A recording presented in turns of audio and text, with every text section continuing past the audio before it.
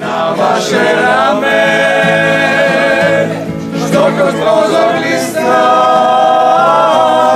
ko mjesečina. I ne bi bilo ljepše neusnule noći, onda neka sklapon dočekuje zoru.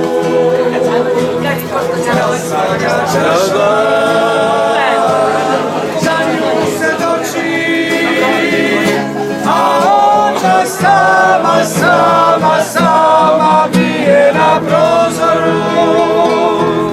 Kad svaka čaša